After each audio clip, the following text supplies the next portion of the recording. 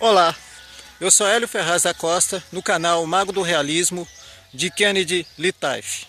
Eu vou falar sobre a natureza dos dízimos, né? O dízimo ele é totalmente antibíblico, porque quando o suposto Deus dos hebreus, de um povo primitivo, do povo ignorante, né? Por isso a gente vê um livro ali, no Novo Testamento, tantos assassinatos, tantos homicídios, né? Ali, se você abrir ali, mesmo você vai encontrar um conto de fábulas, de horrores, né?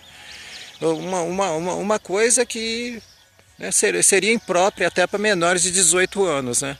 Cheio de putaria, de pedofilia, de assassinato, de um Deus irascível, irado, são atributos humanos, né? A ira, né? Vai lá e mata o outro povo porque não pertence ao mesmo povo, né? Vamos tomar o território dele, vamos pilhar tudo que eles têm. Então o dízimo é algo antibíblico. O dízimo é algo antibíblico. Porque quando está escrito na Bíblia que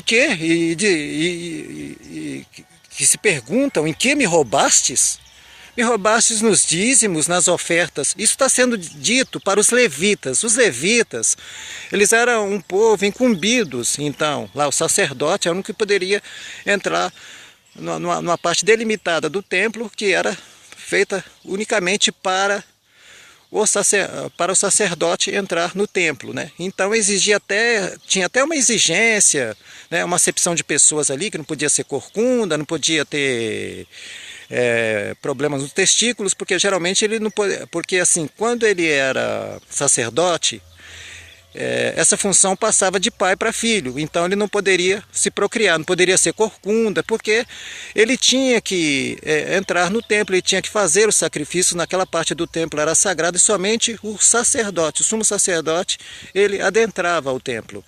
Então os dízimos, né, que não era dinheiro, e não era uma coisa que era dada todo mês, que era obrigatória, não era obrigatória, entendeu? Eles davam animais para sacrifícios, né, alimentos, coisas, não era obrigatório, né? Você dava quem quisesse, quando pudesse. O dízimo antibíblico, quando ele fala o que me roubastes, né, nos dízimos e nas ofertas, isso daí é lógico, que eles utilizam muito essa parte é tão difundida, tão repetida nas igrejas que eu não precisei nem de ler ela na Bíblia, né? Tanto que eu já ouvi que não sei porque eles gostam tanto dessa passagem bíblica, né? Em que me roubastes nos dízimos e nas ofertas. Ele está falando, isso está sendo escrito para os levitas. Os levitas, eles eram incumbidos de receber essas ofertas. Como acontecia, né, e havia suspeita, que sempre eles ficavam com alguma coisa para eles, como os filhos de Samuel, mesmo, né, que eram glutões, muito comilões, né, eles iam lá e comiam até o que não podiam, né, e por isso até houve, isso aí está descrito no Antigo Testamento, né, houve um castigo, né, severo, se aplacou sobre eles.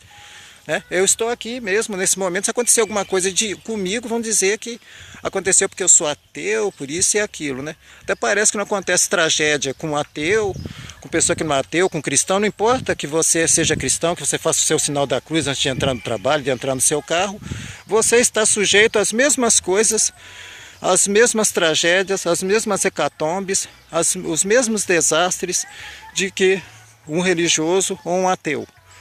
Mas se um ateu aconteceu alguma coisa que quebrar a perna, aí já viu, porque era ateu. A gente vê ali, por exemplo, caravanas aí, templos desabando, né? Deve ser porque eles são religiosos, né? Ou eles estão na igreja errada, né? Eles estão na igreja errada, porque a igreja é puro comércio, né? Para você abrir uma igreja, a igreja é uma empresa. Por isso ela tem CNPJ. Né? Você não paga impostos, né? Ela é uma fonte... ela é uma boa fonte para lavagem de dinheiro, que você pode abrir uma igreja, você pode ter algum tipo de atividade ilícita e esse dinheiro, porque a igreja ela não tem que prestar conta do dinheiro que ela ganha, do dinheiro que ela recebe, então ela é muito propícia a lavagem de dinheiro, né? Tanto que você vai ver que os bens, geralmente, desses pastores, eles são colocados em nome o quê? Da igreja para não pagar impostos. Aquela terras a perder de vista ali, né? Aquela fazenda, aquela grande fazenda lá do Valdemiro Santiago, com gado Nelore. Nossa, né? É muito bonito até, né, o sítio dele. Ele, por exemplo, coloca no nome da igreja, para não pagar impostos, nem mesmo para com as propriedades dele, gravadora, tudo no nome da igreja. Entendeu? Por quê? Uma igreja, ela é uma empresa, ela tem CNPJ. Entendeu? Só que ela não paga impostos. Entendeu? Então isso acaba se tornando uma fonte de lavagem de dinheiro, para se fazer lavagem de dinheiro. Se pega o dinheiro sujo, né? Entra o dinheiro sujo, simplesmente você abre uma igreja e você não tem que prestar contas desse dinheiro, e simplesmente esse dinheiro é utilizado para isso, e se torna lícito.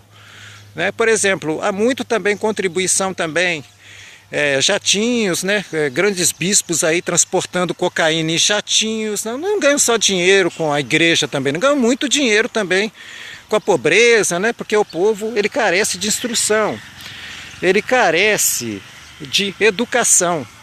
É o grande problema do Brasil, né? O grande problema do Brasil. Mas os poderosos, eles não estão nem aí, eles querem que o povo continue ignorante, né? Igreja, povo barriga vazia, povo sem cultura, povo sem educação, povo sem instrução, igreja lotada, né? São mais submissos, né? A religião serve para aplacar, para acalmar, né? Assim, você deixa de viver na única vida que existia, que temos, né? Porque um ateu, ele sente depressão também, mas ele sabe que é a única vida que ele tem, né? E que a realidade é a única vida que ele tem, né? Eu, por exemplo, quando eu saí do casulo religioso, hoje eu me sinto livre, eu me sinto em paz, apesar de eu sofrer perseguições, de eu sofrer preconceito, discriminações, porque o Deus deles é tão, mas tão forte, mas tão poderoso, que se eles pudessem, eles espancariam até um ateu, né? Porque o seu Deus é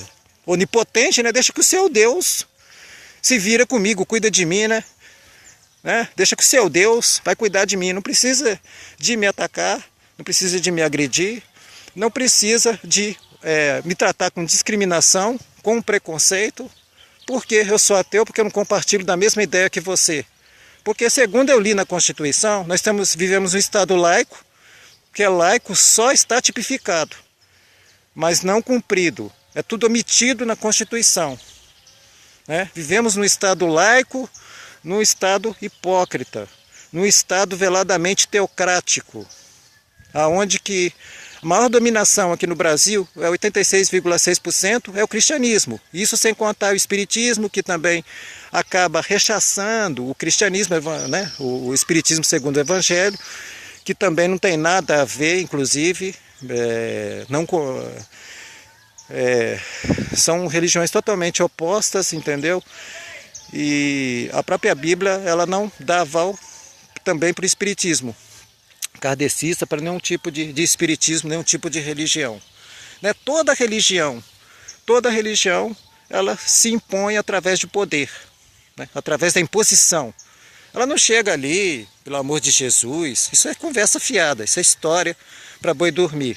Na sociedade em que vivemos, alguma ideia, ela tem que superar, ela tem que se colocar numa ideia pré-existente, numa ideia anterior, né? Como aconteceu na Grécia, que o Paulo chegou lá, e tem um filme Alexandria que retrata horrores, que eles chegavam ali destruindo tudo mesmo, cometendo barbáries. Chegava ali com aquele livrinho ridículo na mão, falando de Jesus, que Jesus morreu para te salvar. Jesus morreu para te salvar o cacete. O cacete. Entendeu? Então, eu quero enfatizar que o dízimo, ele é totalmente antibíblico, tá? Quando eles falam para não roubar a Deus, os levitas eram incumbidos de... ele estava falando para os levitas, que era um grupo incumbido de receber essas ofertas, de guardar essas ofertas, né? Ele estava se dirigindo a esse grupo, né? Em que me roubais? Nos dízimos e nas ofertas, aos levitas, e não à população ignóbil, né? A pessoa comum, entendeu? Então o próprio dízimo, ele é antibíblico. Ele é antibíblico, né? Essa teoria da prosperidade, né, que muitas igrejas pregam aí,